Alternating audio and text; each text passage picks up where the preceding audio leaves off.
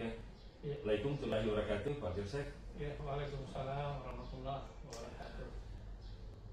Bagaimana keadaan pada pagi hari ini? Sehat-sehat? Alhamdulillah sehat walafiat. Ya. Syukur alhamdulillah. Pertama-tama saya sampaikan ucapan terima kasih atas kesempatan dan kesediaan yang disiapkan untuk sesi coaching pada pagi hari ini yang terkait dengan optimalisasi pelaksanaan program kerja dan anggaran untuk peningkatan mutu di satuan pendidikan yang Bapak pimpin. Selanjutnya, saya ingin memperoleh gambaran terkait dengan pelaksanaan program kerja dan penggunaan anggaran di sekolah yang Bapak pimpin. Ya, baik. Terima kasih. Jadi terkait dengan kegiatan dan program yang kita lakukan, termasuk kendala yang kita hadapi berkaitan dengan juga anggaran yang pertama, kita punya anggaran itu terbatas, sehingga tentu harus kita memprioritaskan hal-hal mana yang dianggap penting. Kemudian yang kedua, kita juga program banyak, jadi nanti kita lihat skala kebutuhan dan prioritas yang memang jelas yang kira-kira bisa kita ukur hasilnya. Kemudian tentu yang masih perlu juga pemantauan yang jelas, karena kami merasa bahwa monitoring itu masih perlu ditingkatkan sehingga nanti bisa diukur secara sistematis mutu yang kita ingin capai. Baik Pak Joseph, itu adalah pengamatan yang sangat penting. Mari kita gali aspek berdasarkan data kebutuhan. Apakah sekolah Bapak sudah menggunakan hasil rapor pendidikan sekolah sebagai dasar dalam rangka penyusunan program kerja sekolah terkait juga dengan masalah alokasi anggaran? Silakan Pak. Ya. Jadi rapor pendidikan ini yang dilakukan setiap tahun itu sudah kita jadikan sebagai dasar untuk merancang program-program yang berkaitan dengan nilai rapor pendidikan, peningkatan kemampuan kompetensi SDM melalui berbagai kegiatan, misalnya workshop, PHT itu kita sudah coba rancang untuk kepentingan anak-anak kita juga ke depan. Yeah. Oh iya, sedikit saya berikan masukan terkait dengan penyusunan rencana kerja. Tentu bagus tadi sudah dikaitkan dengan rapor pendidikan yang menjadi dasar penyusunan itu. Ada 3 hal yang perlu saya ingatkan ke kita, bahwa dalam rangka penyusunan rencana kerja akhirnya di situ rapor pendidikan. Nah, kita tinggal melihat kalau merah maka diharapkan 50% alokasi anggaran kita berikan.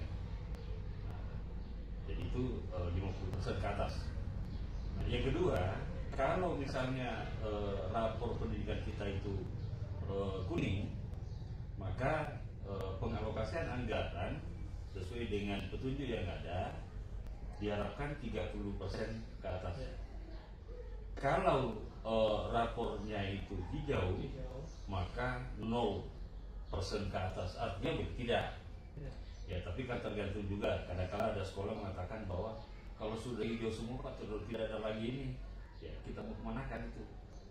Ya tentu upaya kita situ adalah meningkatkan yang masih perlu ditingkatkan, seperti itu. Nah, setelah mendengarkan apa yang Bapak sampaikan tadi, ya tepat sekali. Satu hal yang sering kita tekankan adalah bahwa program kerja dan anggaran harus terbaca dari peta kebutuhan sekolah dan kaitannya dengan standar mutu yang ingin dicapai. Nah, hal ini juga tercantum dalam literatur tentang sistem penjaminan mutu pendidikan ini yang dikembangkan oleh BPNP sekarang.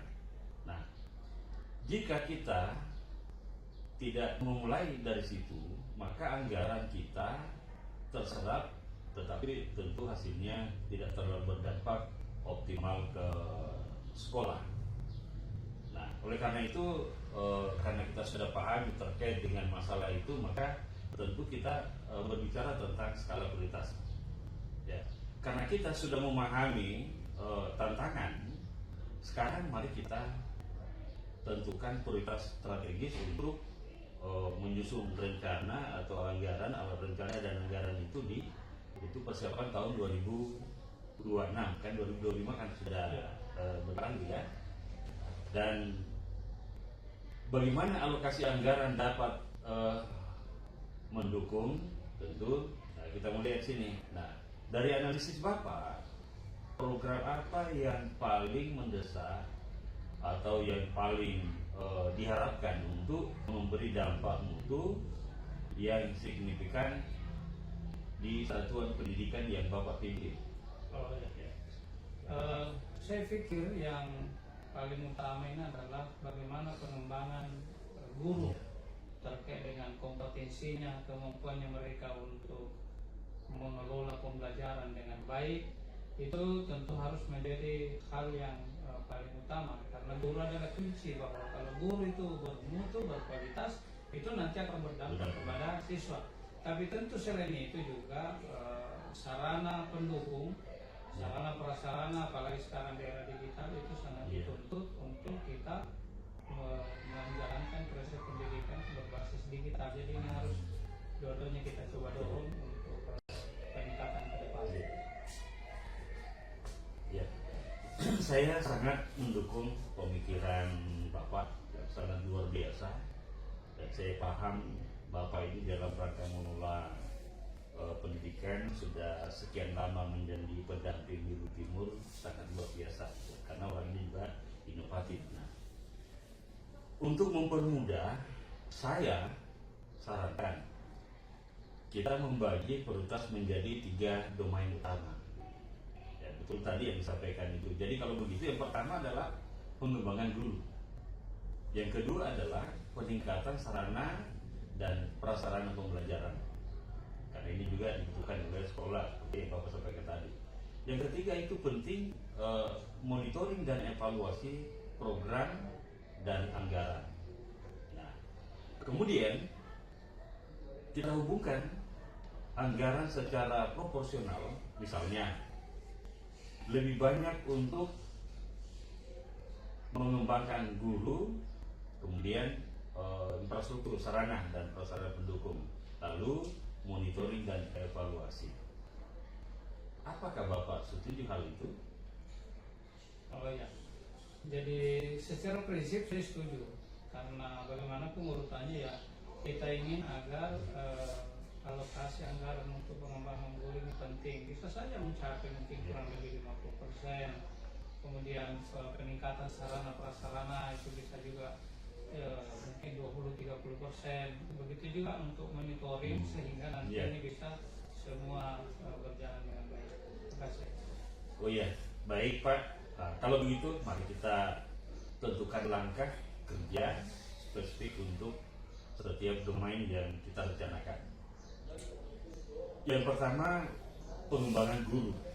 Ya tentu seperti yang Bapak sampaikan tadi, melalui MGP, ya pelatihan internal, juga kita lakukan coaching instruksional, komunitas praktek guru melalui program yang kita sudah bentuk dulu ya, kegiatan bagaimana guru apakah sesuai dengan rumpun mata pelajaran untuk melakukan satu sharing praktek baik sehingga guru yang lain bisa juga berdampak. Nah, indikatornya di situ kita lihat jumlah guru ikut pelatihan. Jadi ini juga menjadi bagian yang perlu kita perhatikan nanti. Berikutnya adalah persentase guru yang menerapkan metode baru, apalagi sekarang ada lagi namanya pembelajaran mendalam.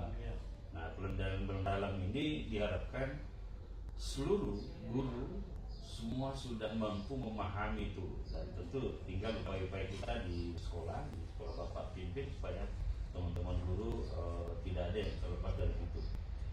Nah, kemudian perubahan hasil belajar siswa itu juga menjadi bagian yang penilaian kita sebagai indikator pelaksanaan itu.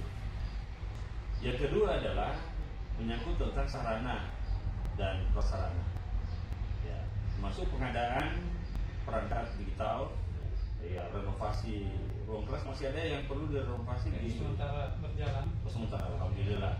Ada berapa ruang kelas Pak? Ada 3 ruang kelas yang di sekarang ini. Iya. Kami kekurangan kelas. Oh gitu. Ya. Sebagai penutup coaching kita pada kali ini, mari kita buat komitmen bersama. Mudah-mudahan bisa kita tindak lanjuti ke depan. Ya. Yang pertama adalah harapan saya Bapak Kepala Sekolah menyusun draft rencana kerja dan anggaran untuk tahun berikutnya ya, tahun 2026 dengan prioritas yang sudah kita sepakati dan indikator yang tadi kita sudah gali bersama. Ya. Yang kedua, insya Allah kami selaku pengawas akan melakukan review pendampingan atas draft yang telah Bapak susun bersama dengan tim kerjanya.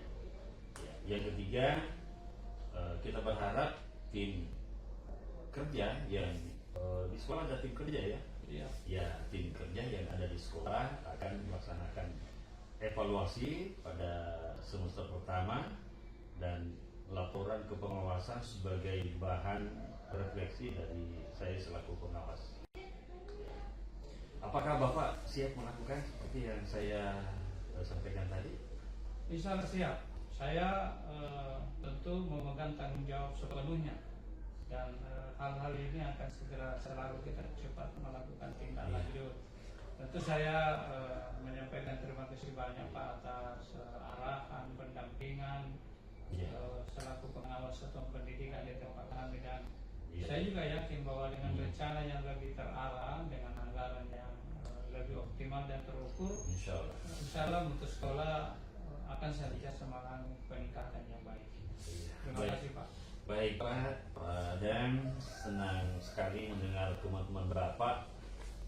Saya akan terus melakukan kegiatan pendampingan sesuai dengan tupoksi yang ada pada kami agar kita bisa memastikan bahwa pelaksanaan bukan hanya rencana atau retorika, tetapi benar-benar berdampak pada mutu pembelajaran dan hasil siswa di SMA Negeri 4 Kabupaten di Luhut Timur.